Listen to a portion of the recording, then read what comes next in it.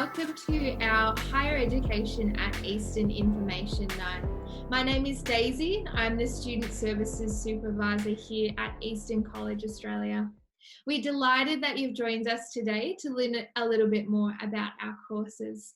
This evening we will hear from our Executive Principal Tim Myers, as well as our course coordinators for Education, Counselling and Transformational Development, who will share about their study areas and courses available.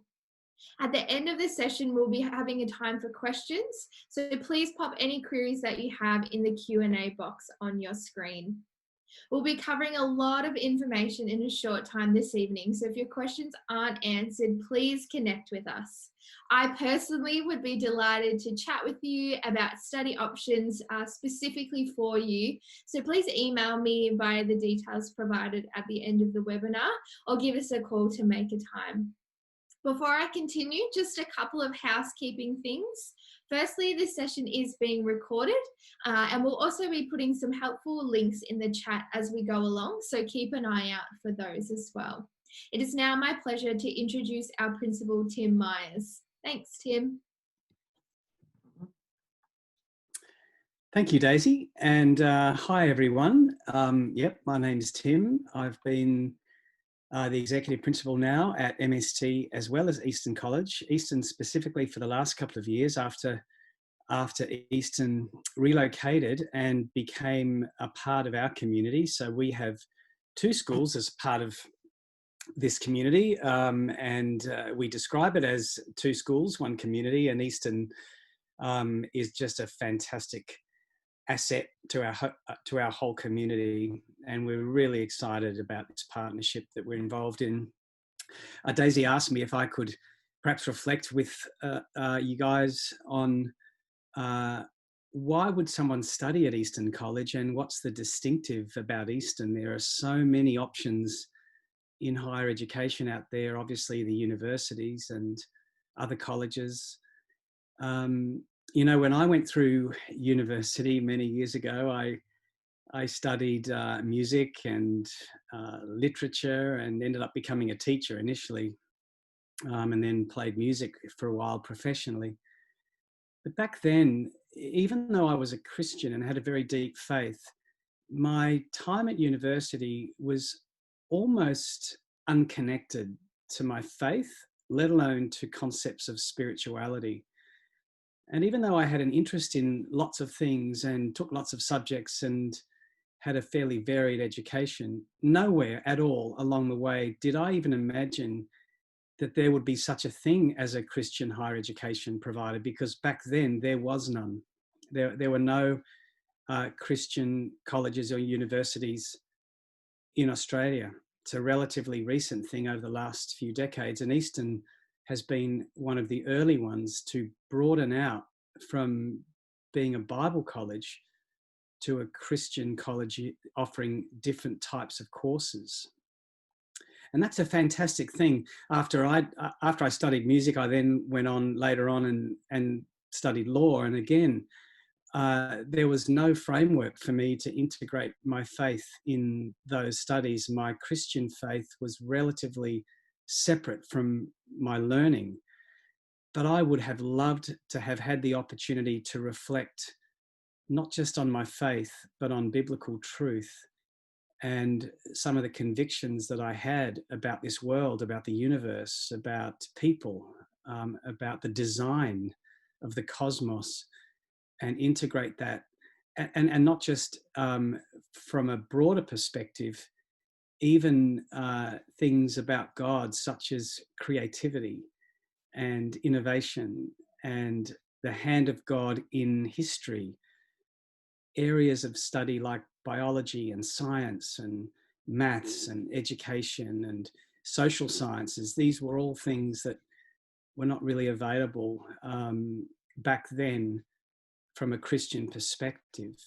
So Eastern College is one of just a handful of schools in Australia that offer really high quality tertiary education, but through the lens of the knowledge and understanding that the Bible has to share with us about the truth of creation and the reality of God. And so that's a great reason to think about studying at a place like Eastern. But there are others, of course. We are not a huge university. It's actually a community, and there's some great advantages in being a reasonably small college like Eastern compared to, say, a Melbourne, Monash, Deakin or whatever. And that is that you'll get to know so many people at a personal level, but you'll also get to know the people that are teaching you. And our lecturers and teachers have fantastic friendships and relationships with students. The staff-student ratios are much closer, and that provides an opportunity for really deep reflection, deep learning, and actually for spiritual formation, which is a key part of why a school like Eastern is so formative. And you'll hear a little bit later tonight some testimonies of students that have found studying at Eastern to be a life-changing experience. And that's certainly our prayer. It's certainly our hope and our conviction. And so we're really excited that you've joined us tonight. Hopefully you'll find it informative. And if God is nudging you as you think about your studies at university, if he's nudging you to consider Eastern, we would be just stoked to have you among our community. So I pray that this evening's a real encouragement to you, and make sure you hit up the website, or Daisy will share some information later through a Q&A as to how you can get in touch and find out about our courses. And of course, we've got some folk joining us tonight who are going to share a little bit more about that. So Daisy, why don't you pick it up again? And I hope you all have a really enjoyable next hour or so. Fantastic. Thanks, Tim, for those encouragements and for sharing with us. And I know I, as a previous student of the college as well, know that that smaller environment is something that I really appreciated in my studies as well. So before we go ahead and hear from our course coordinators, we are going to hear another testimony from a recent graduate, Tom, who completed an education degree with us. So we'll go ahead to that video now. Thanks.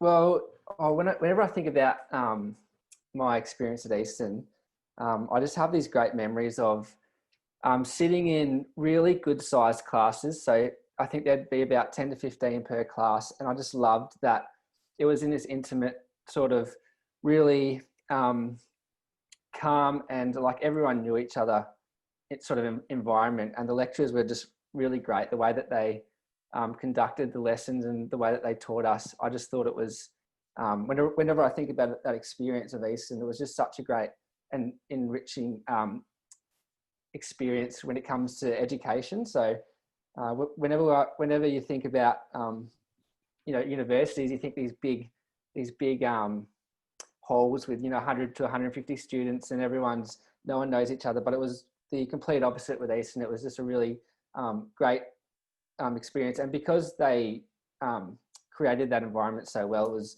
really easy to learn what they were bringing up. I really enjoyed it. I was at Eastern at 2 different campuses, and then when we joined MST, it was just such a great experience to be a part of MST as well. Fantastic, thanks. Well, I hope you found that just short testimony insightful into a little bit more about student life here at the college. So it's now my pleasure to hand over to Steve Bradbury, who's the coordinator of our Master of Transformational Development. Thanks, Steve. Thanks very much, Daisy. I'm delighted to be able to talk to you guys about our Master of Transformational Development program. And I'll skip through this. I've got 7 minutes, so here we go. I think Daisy's going to bring up a PowerPoint here, and the very first slide should be showing us 2 core passages that I've taken out of Scripture that alert us to 2 very significant kingdom realities. The first is that a concern for the oppressed and economically poor is at the very heart of the gospel that Jesus proclaimed and modeled. Here we go. I think they're just coming up now.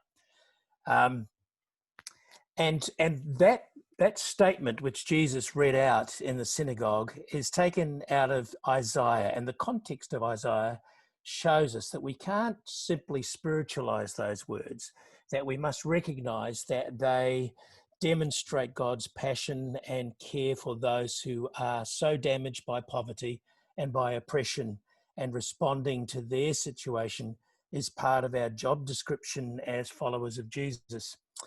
And the second passage there is taken out of Micah chapter 6, verse 8. And I'm sure you're familiar with it. And Jesus himself reiterated those words on one occasion when he was speaking to the Pharisees. And from here we get the idea, the very important idea, that justice and kindness are right at the center of what we are on about when we choose to walk humbly with God, when we faithfully want to serve our Lord and Saviour. So as a consequence of this, some of us are called to be part of God's justice and kindness initiatives, to work in a way where we become agents of transformational development. And the Master of Transformational Development is actually designed for people with such a calling. It's a 3-year part-time course. I'm not going to go into a lot of detail about the content of it because you can read that very, very easily on our website. But it works as a 3-year cycle with 1 unit per semester being offered over those 3 years, and students can enter it at any time. And at present, we have about 45, 46 students in the program from about 17 or 18 countries. And in a normal year, when we're not dealing with pandemics, we run intensives in 4 different locations that students can select where they want to do their semester intensive. So we hold them here in Melbourne, we have them in Kuala Lumpur, we have them just north of Cairo, and we have them just outside of Kampala in Uganda. And one of the things about the intensives is that we bring into those intensives what we call thinking practitioners. So these are people who are working on a daily basis in transformational development, and they share their experience with the students. But the students in the majority are themselves practitioners of transformational development. So they bring to this learning community of the MTD a lot of experience that they can share with one another and learn from one another. So rather than going into the content of each of the 6 units, which, as I said, you can quickly look at, I want to give you a taste for the course by introducing you to a bunch of people. And this next slide is one of our graduates from the course. And Sharon Edison is in the center of the 3 women on the left. All 3 of those women are graduates now of the program. Alpha on the left in the Philippines, Sharon, who's in India, and Lucille on the right, who's in the Philippines.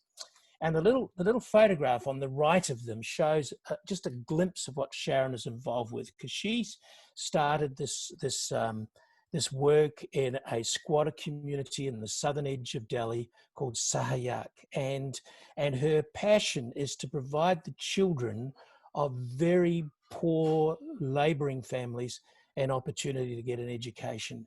And I'm quite staggered at the things that she does with these kids. She has a wonderful creative program. But with the pandemic and the impact of that on that community alongside many others, of course, there's huge immediate needs. And so the photographs see some of these children getting parcels of food that they can take home and share with their families. So that's Sharon. She had a master's in counselling before she came to join us in the program. And she does a wonderful job in that community. If we go to the next slide, we're coming much closer to home. That strange fellow with a long beard, he was at the intensive in Malaysia where this was taken. So he has an Australian on one side of him, then a Singaporean, then a Kiwi, then a Malaysian working in Cambodia, and a Norwegian woman who works in Nepal. This is Stephen Barrington.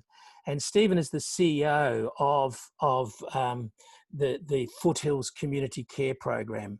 And that's now for many years been responding to needs of people living rough in the very close proximity to our college campus. And it's a wonderful program bringing not just food, but friendship and companionship to people who are really struggling for all sorts of different issues. If we go on to the next slide, we're now going to move away from our graduates to one of our current students, and this is Robert Evans. And Robert heads up the work of the Salvation Army in the Solomon Islands. And he's in his second year of studies with us. I've just sent one of his small reflections off to the author of one of the books that Robert was referring to in his readings, because it captured so much a significant learning he had received from reading this book on restorative justice.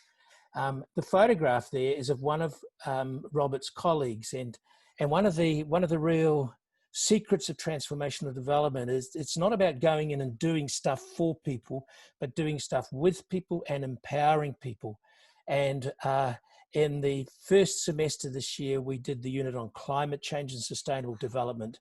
And here we have in the Solomons one of Robert's Salvation Army colleagues in the midst of preaching a sermon about creation care. So I think that's just sort of, in a sense, typifies what we're on about in the Transformational Development Masters. And finally, I'm just going to take you across to Egypt. And this is someone who is about to start the program. And he is our first Egyptian Coptic monk, and that is the monastery where he lives and out of which he works. I was fascinated by Lazarus's application and in my chat with him. He wanted to be a monk for a long time. After finishing his initial university studies, he went to this monastery and the abbot said, "No, you're not ready. Go off and work in the world." And he ended up working for a number of years in Ghana in a more corporate setting, but also attached himself to the Coptic church there. And in the program of that church, it took him out again amongst the very poor in Ghana. And he told me the story about, and he wrote about this in his application, about watching a Catholic priest sitting on a footpath surrounded by these women who were sex workers. And they were laughing, and he was sharing some food and refreshments with them. And he said, as I watched this man, I just thought of Jesus and the woman of Samaria. And I really felt even more strongly that this is what I wanted to do with my life. So now, after some persuading of the abbot, he's in the monastery, and he's in part of that monastery's outreach, transformational development outreach in the local community. So it's going to be fantastic to have Lazarus with us. So I've been really inspired by my students. I've loved working with them. I've learned so much from them. And I'm sure others of you, if you end up becoming part of this, you'll have a very similar experience. So now I want to introduce Julie, our friend, Dr. Julie Masillo, and she's the Senior Lecturer in Counselling and also the Counselling Coordinator at the college. So over to you, Julie, and I will butt out. Thanks, Steve. Oh, you're a hard act to follow. But thanks for that. It's so wonderful to hear of your delight in your students and their amazing, amazing work they do with the poor all around the world. So thanks, Stephen. Now I'll bring you back a little bit, because counselling students tend to work locally, although I have got some counselling students that work with Indigenous communities. And one of my students that graduated last year, she's been working for the Salvation Army and just moved to Queensland with her new husband and got a job immediately up there. So yeah, we can do some interesting work, even if it's a bit more locally than often Steve's students do.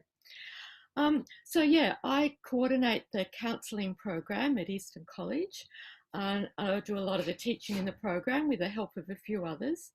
And students say that they really like studying at Eastern, as other people have mentioned, as the principal mentioned, because we have small classes. They love it because everyone is treated as a person. You're not just a number. And you will be recognised and you will be noticed and you can make friends. And students say that they really like Eastern College because we provide a safe and supportive space for our students. Whenever they're feeling like they struggle with assessments or with personal issues, they know we will always provide them with support and help. We'll encourage them in their assessments and helping them to write their assessments to complete their units. And we're only an email away. And if students are really struggling, we're only a phone call away. So you can text us and work out a good time to chat, and we'll do that for you. Students say they appreciate really learning and developing their counselling skills with us in the counselling course, and their pastoral care skills, and their relationship skills, their mentoring skills, their wellbeing coaching skills to support others in their struggle for life. So as you can see on this little slide that I did, we teach counselling, but those counselling skills can be used as actual counsellors or as chaplains in any sort of ministry, pastoral work, youth work, community work. I love this verse of scripture: "Fear not, for I am with you. Be not dismayed, for I am your God. I will strengthen you. I will help you. I will uphold you with my righteous right hand." So we want to copy that call that we have to not be afraid, because we know God is with us, and the community of faith is with us to strengthen us, and we in turn are called to then strengthen others and help others and reach out to them and support them. So that's what our students are learning to do. Our students end up as often as youth leaders, mentors, counsellors. Some work in private practice, some work in schools, some work with adults. And in their school roles, some are chaplains, some are wellbeing counsellors, some are coaches. And in the community, some work in community agencies where they give free food and free counselling. And sometimes they're called the counsellor, sometimes they're called the chaplain, but a very similar role. And some students work in the public schools, private schools, Christian schools, or all sorts of different schools. And our learning style at the school is very interactive. Because we have small classes, we do it a lot with discussion and a lot of practice of counselling. So one-on-one counselling practice with other students before we throw you out in the real world. That gets a bit scary. But we're always teaching the principles of counselling as we see it as Christians and as good, humane people, that we show empathy and a non-judgmental attitude to all our clients, to all the people we come in contact, no matter who they are, no matter what their background. We want to be Christ-like and be like Jesus, to reach out to people no matter who they are, no matter how much they might have messed up as far as the world's concerned. We're there to reach out to them, not to judge them, but to work with them as a bit of a guide, to guide them, to help them to find a new way forward with their lives. We're also there to honour our students' values. So we do teach some Christian counselling, but we teach counselling to be used in any setting. And so we don't push things down on people. We find out what their values are and work with where they're at. If they show that they've got Christian values, go for it. Talk about Christ, talk about, have those Bible verses ready, be ready to pray with them. But if they're not, we need to be respectful of that and to hold our values close to us, the love and the kindness that Jesus has taught us, and to show that loving attitude, but do it in a respectful way of where they're at or what their values are and what their belief systems are, so they come back to listen to us more and they appreciate our caring and kind attitude.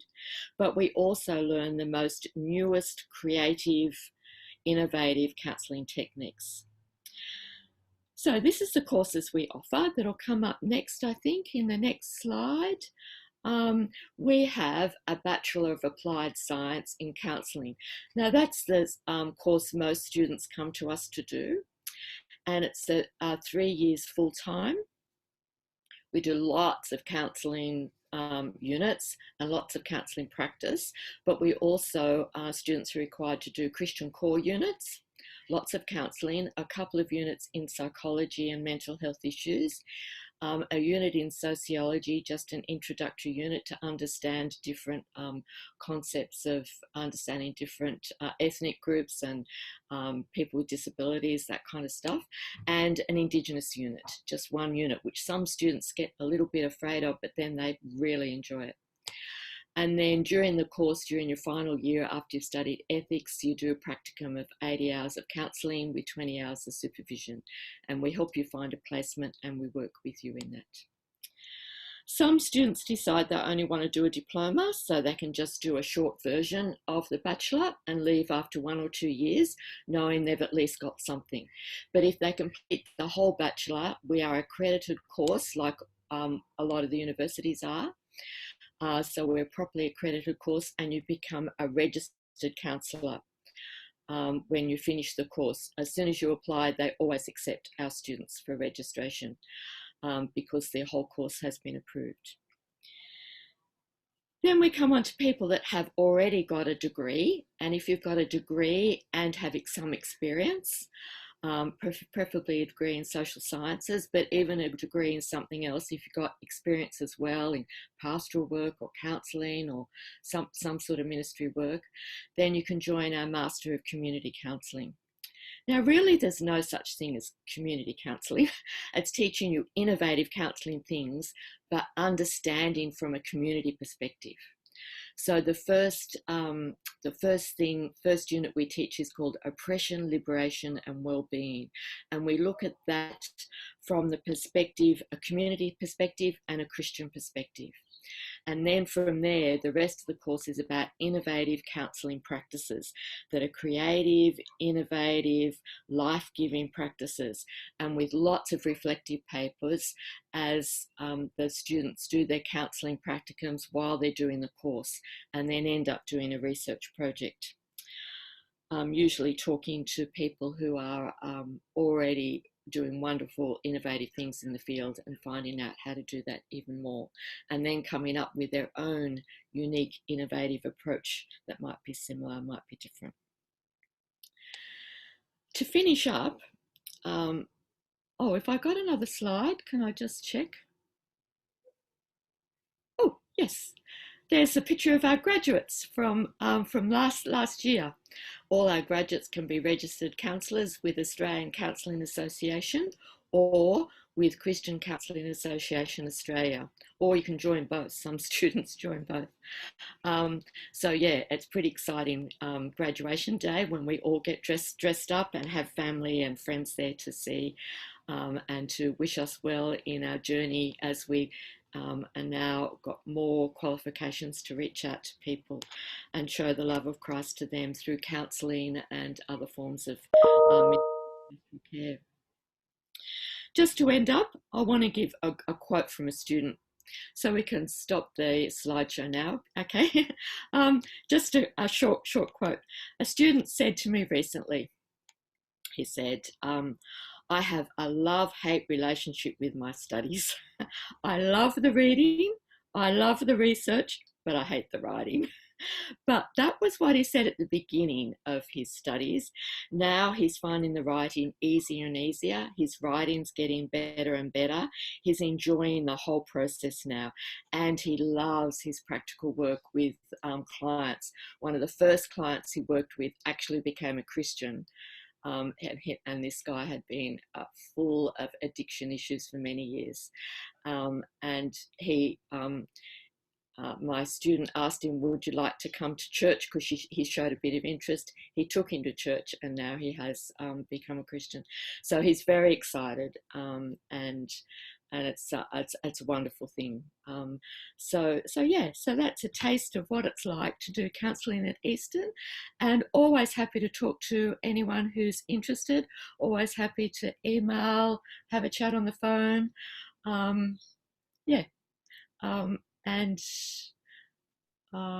We're always there to help whoever wants to.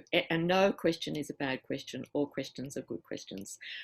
before you study and during study. So thanks. So that's about counselling.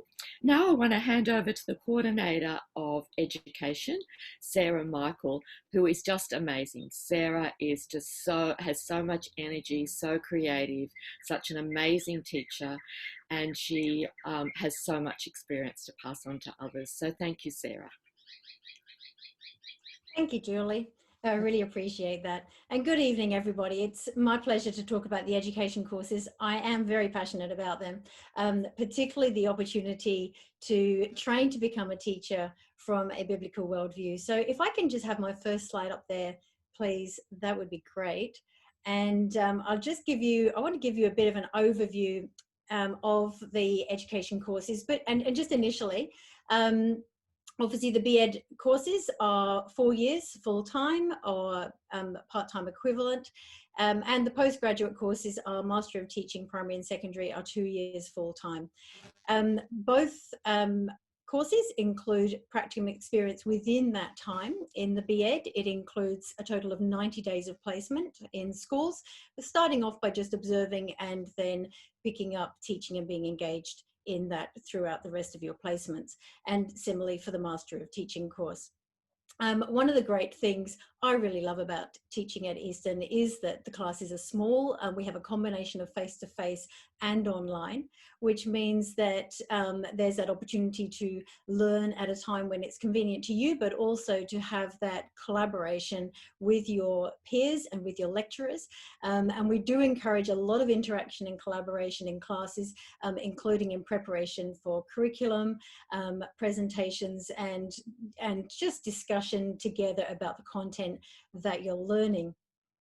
One of the great things I always love to say about the courses is that you're not limited where you teach. So even though you're coming and you're training with a Christian organization that is teaching you how to teach from a biblical worldview, completing one of our initial teacher education courses will qualify you to be registered as a teacher and teach in government, Catholic and independent schools across Australia.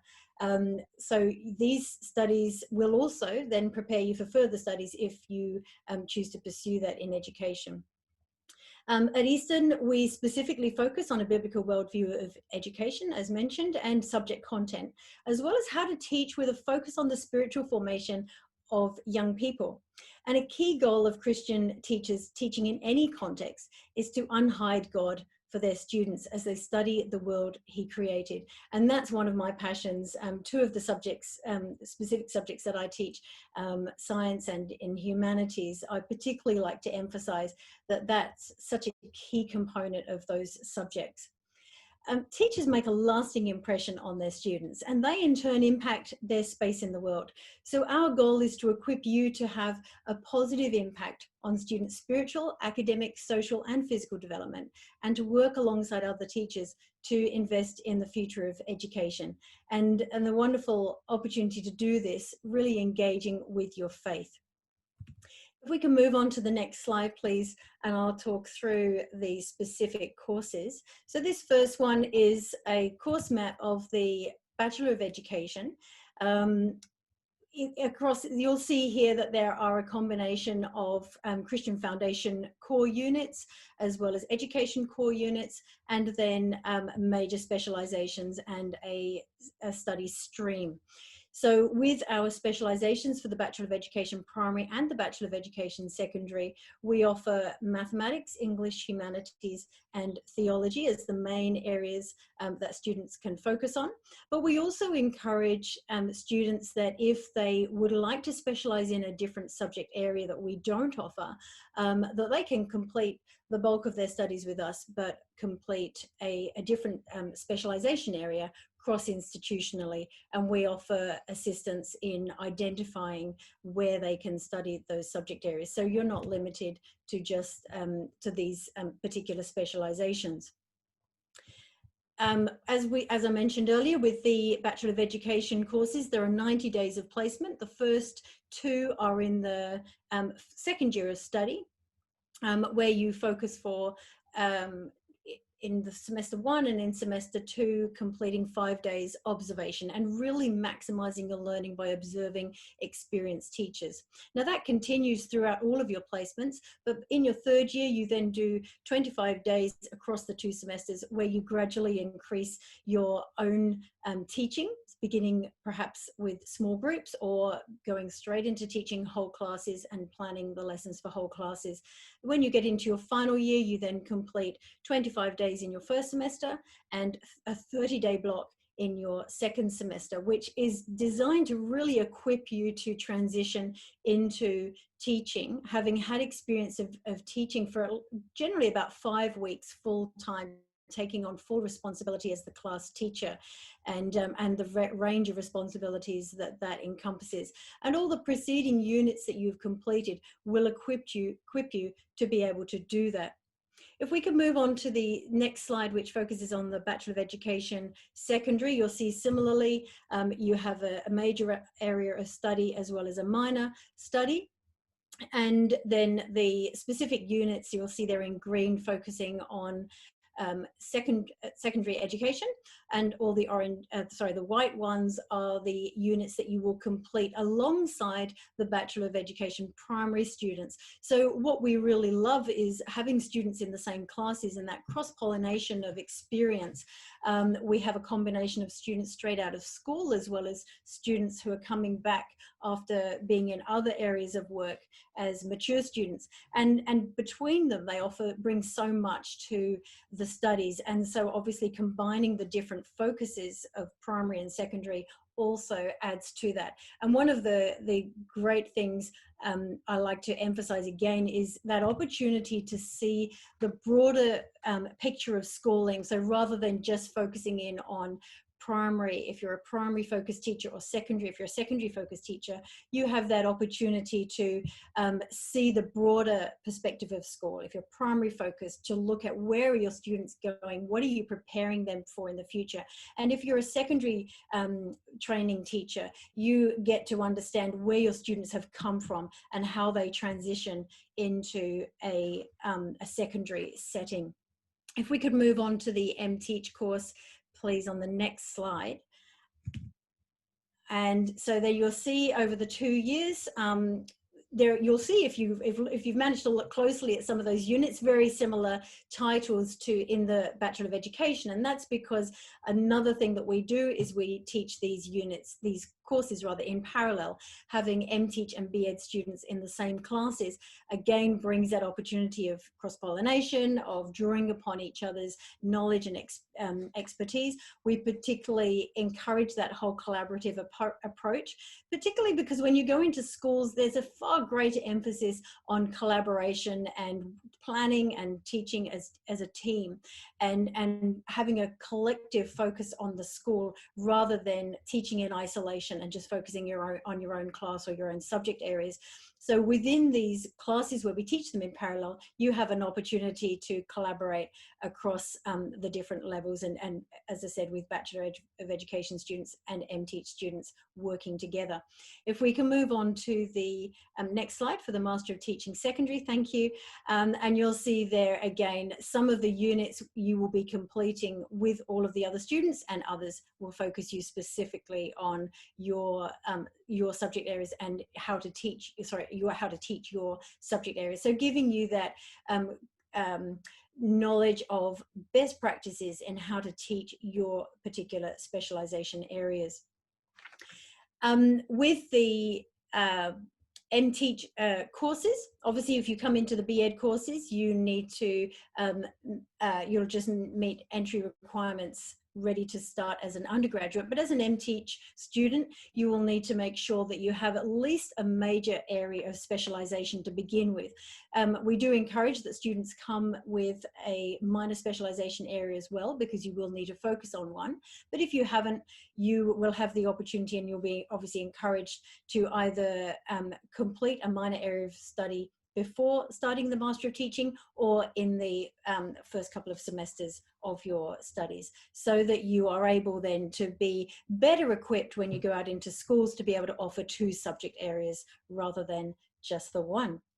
So that's it for my overview of these courses. If you do have any questions, please do put them in the chat, and Daisy will read those out later, and I'll be happy to answer them, and would be delighted to speak to anyone who is interested in studying a Bachelor of Education or a Master of Teaching. Thank you, Daisy. I'll hand back to you. Thank you, Sarah, and to Julie and Steve as well for sharing some insights into the study areas and the course specifics as well. So it's my pleasure to share with you a little bit about our shorter courses as well. So as Julie mentioned, we do offer a diploma, a graduate certificate, and a graduate diploma in arts, which all have a range of specializations available. These are really great stepping stone courses that can be a pathway into further study or a further degree that you may not yet be eligible for. For example, if you'd like to do teaching and you're in your first few years out of school and you didn't receive the ATAR that you hoped for, you could commence in a Diploma of Arts and then after the first year transition into the Bachelor of Education down the track. They're also a great shorter course, as Julie mentioned, if you're like to get some foundational knowledge in a specific area and do a little bit of study. Well, moving away from our courses for the moment, you may be aware that we have students from many different cultural and denominational backgrounds scattered all over Australia and the world, in fact. And students can study online from anywhere in the world for most of our courses, as well as on campus right here in Melbourne in our Wantirna campus, which provides a really convenient location in the heart of our eastern suburbs. It's got lots of on-site parking, views from our chapel looking over farm fields, a lot of spacious areas for classes and community events for students to hang out together in conferences and things like that as well. So in a moment, we'll watch a short video that gives you a little insight into the on-campus facilities here in Wantirna. All students, whether studying online or on campus, are encouraged to make full use of the facilities as our restrictions continue to ease in Melbourne. And our friendly staff and faculty are always welcoming of students to come and say hello and make themselves at home. So we'll watch that video now.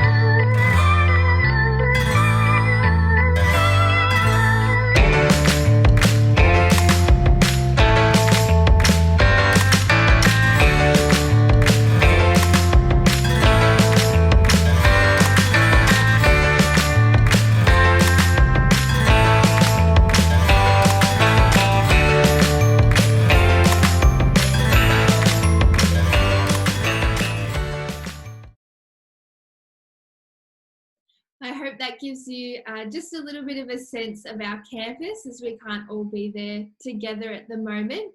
So now that we've focused on some of our courses and the campus, I'd like to zoom out a little bit further for a moment and chat about student life. And this is really one of my favourite things to talk about, as being a student at the college a few years ago myself. Not only did I love being in class, but the college community that surrounded me was truly a part of my own learning and transformation as well. So as you know, we have the unique opportunity to be on campus and in community with Melbourne School of Theology. We have weekly chapel services together and a number of social events throughout the year planned by our student leaders. There are also additional opportunities for practical learning, as restrictions lift, to join outbound trips, which could be local, nationally, and internationally as well, to serve the local church. As well as these aspects of student life, there's also the student support. So our faculty are here to support students through their study journey, checking in with their students, making sure they're tracking okay and understanding their classes and content. We also have a student support worker available to students, whether on campus or online, who has qualifications in spiritual direction and is available to meet with students for pastoral and personal needs as well. Okay, so moving on to a big practical question you're all probably wondering, and that is, what is the application process? So on the screen, you'll see the basic application process there. And firstly is submit an application online, and you can do that on our website by clicking any of the Apply Now buttons. Once you've done that, we'd be in touch, and there's also some documentation required alongside that application. I mean, that includes things like pastoral references, transcripts of previous studies, and ID. So once we've received your application and your documents, you would then have a new student interview with the course coordinator for the course that you've applied for. And then after your application has been approved, you would receive a letter of offer for that. We then have an orientation for our new students at the beginning of each semester for you to attend and be informed about getting started on your study journey. A quick note for school leavers that I'd like to mention as well is that you don't need to apply through VTAC. You can apply straight through us on our website, even if you're currently in year 12 and you haven't got your ATAR yet. You can go ahead and apply with us online, and we can go through that application process pending your ATAR, as well as other pathways as well. There's also some universities have the CASPER test. If you've heard of that and know what it is, you'll be glad to know that it's not required at Eastern, as we cover those requirements in our new student interviews.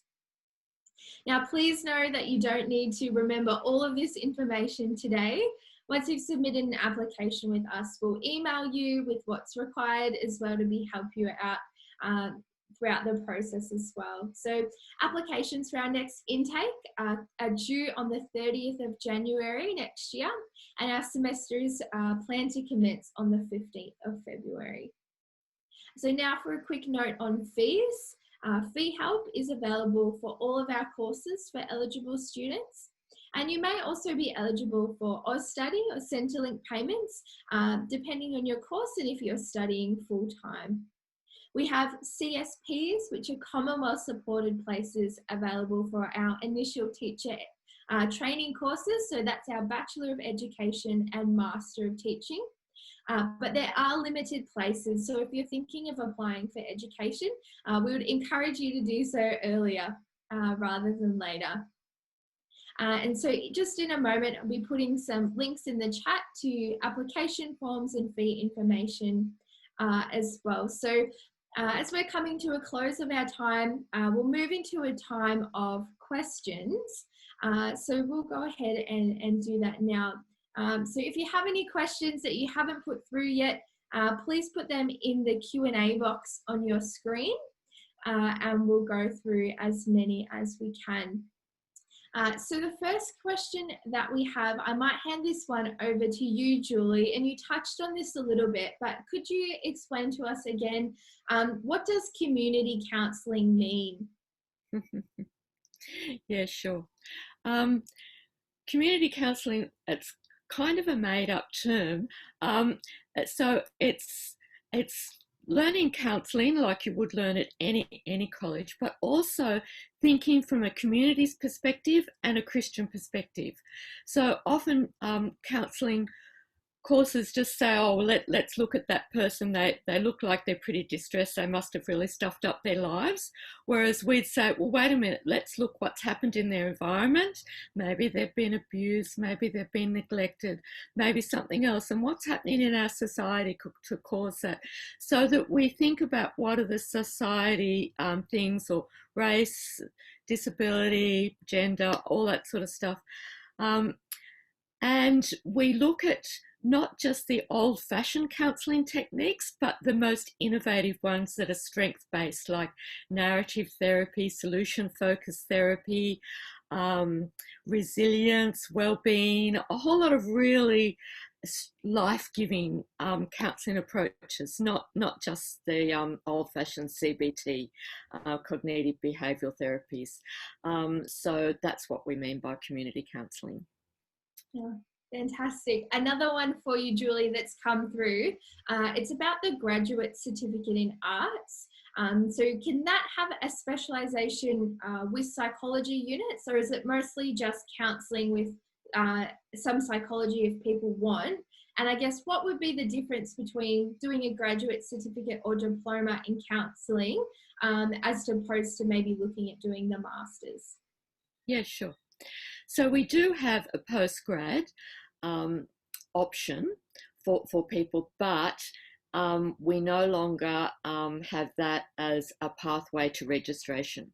So what we usually say to students is, if you haven't got a degree, yeah, do the bachelor's. If you have got a degree, we might suggest you do a couple of units of postgrad counselling to get some understanding of counselling if that hasn't been in your past, and then put you into the master's degree, so that you've got some grounding in counselling first. Yes, we've got a few psychology units in the undergraduate or in the postgraduate, but you can't become a psychologist from that. You'd have to go somewhere else if you wanted to be a psychologist. That's a much longer route, I can tell you. I'm a community psychologist and a counselling psychologist, and it was 7 years of study and 200 days of practicum. So it's a whole different ball game.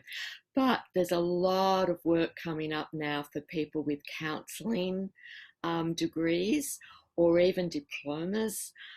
Because there's a lot more peer support work coming out now, so that you can get a lot more jobs now than you used to be able to with your counselling skills.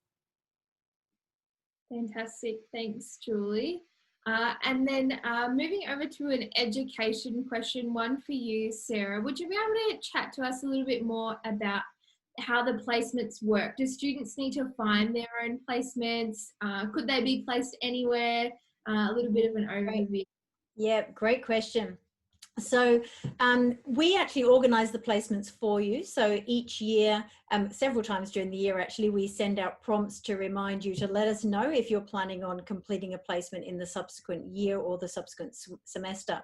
And then we use that information to find a placement that is as close as possible to your home and obviously in the area that you're seeking. We do encourage students to provide preferences of schools if there are schools that they would like to complete their placements in, and we would then start by trying to arrange a placement in those schools. We do have a lot of relationships with a number of schools in the area, but we do also place students outside of the area. So if a student wants to complete a placement in regional Victoria or interstate, even internationally, they're all possible as long as we're able to find an appropriate and suitable placement for what is needed to be completed during the professional experience. So yes, there's lots of opportunity. The worst part of the work is done for you. You don't have to find your own placements.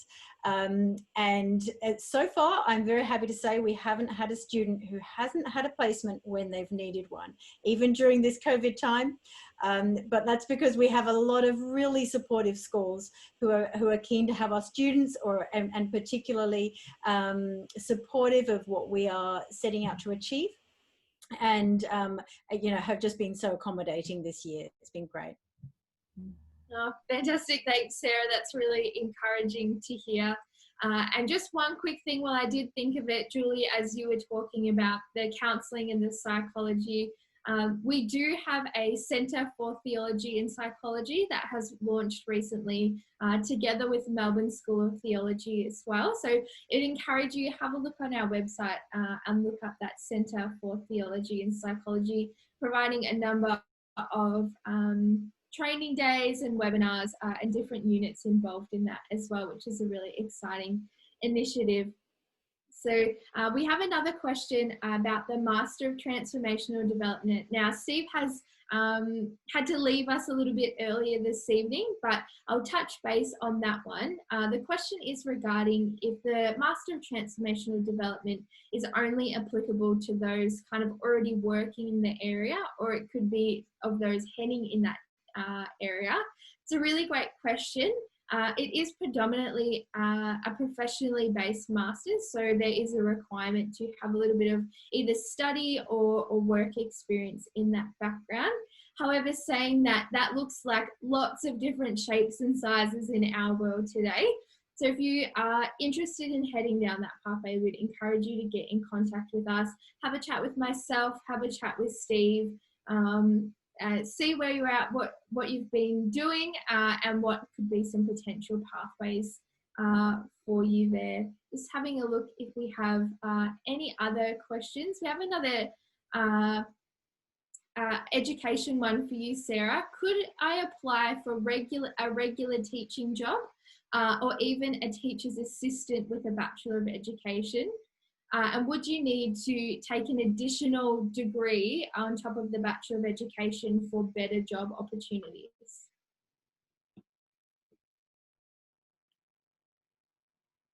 So.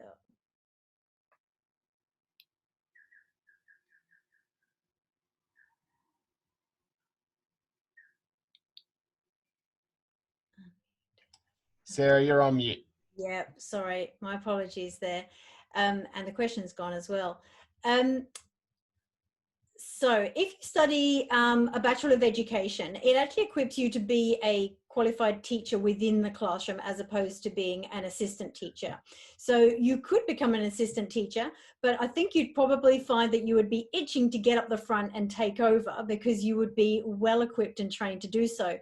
If you're interested in being a classroom assistant, we do actually offer other courses which Daisy would be able to talk about, which would equip you for that. However, with the Bachelor of Education, it will prepare you, as I said, to be teaching in the class.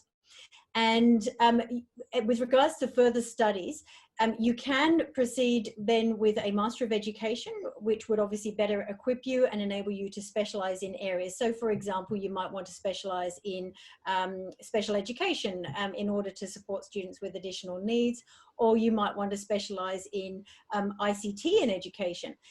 Now, some of this we offer at Eastern, but obviously there are a range of places where you can specialize in different areas for a master's. However, that's not something I would encourage you to do soon in your career. I would encourage you just to focus on getting lots of experience in the classroom first. With regards to growing in your career and extending your kind of expertise and your leadership positions within schools, that can come through a combination of experience and further study. Or just further professional learning within the context of schooling. So a Master of Education isn't an essential component of that. Many teachers actually proceed in leadership positions in schools without having to do a Master of Education. But obviously it can better equip you to be a leader in a specialized area. And we do offer a Master of Education, so I would encourage people to come back and have a look at that after they've completed their bachelor's and after they've got some years of experience under their belt. Thanks, Daisy. Thanks, Sarah. It's really helpful. And as you mentioned, we do have a certificate in education support. So if you are interested in becoming a teacher's aide or a support kind of worker in a school, we do have those opportunities as well, which we'd be happy to chat with you about further. Well, we're just coming to the end of our time, but we do have one final question for you, Julie, and that is regarding registration. You've mentioned a couple of different kinds of counselling registration, but somebody has asked, how important is PACFA accreditation and how do you get that? Yeah, sure. So our students can register directly with the Australian Counselling Association. And they can also go in with Christian Counselling Association, which is associated with PACFA. And then after they've been with Christian Counselling Association, they can apply to then get registration with PACFA. We don't pay the incredible amount of money you have to pay to get direct registration with them. But we, one of my master's students just got registered with them, and it wasn't too much trouble at all. So yeah, you can get registered with PACFA. Oh, and just one more thing to mention that people often ask, I forgot, is that we try and make that you only have to come to the college 1 day a week if that's all you can afford, and this next year it'll be on Mondays. Of course, some students love to come more often and come to chapel and all the student things that Daisy talked about, but some students have to work 4 days a week to put bread on the table, or they have to look after their children. So they come in on Mondays, and then we have other units online in the evenings, occasionally on Saturdays, things like that. So we mix and match it so that you have some at college and then some online, so you don't have to have the long drive or whatever, or if you've got other work, you're not coming in all the time if that's too hard. And we've got a couple of students interstate, so obviously they can't. Okay, thanks, Daisy. Thanks, Julie. That's really helpful also. Well, that concludes our Higher Education at Eastern Information Night this evening. We trust that you found this session helpful, and we do look forward to chatting with you further about the best course options to suit your study needs. So please don't hesitate to contact me to make a time. And finally, know that we have already prayed for you as you consider what the Lord has for you next. So God bless you and have a lovely evening.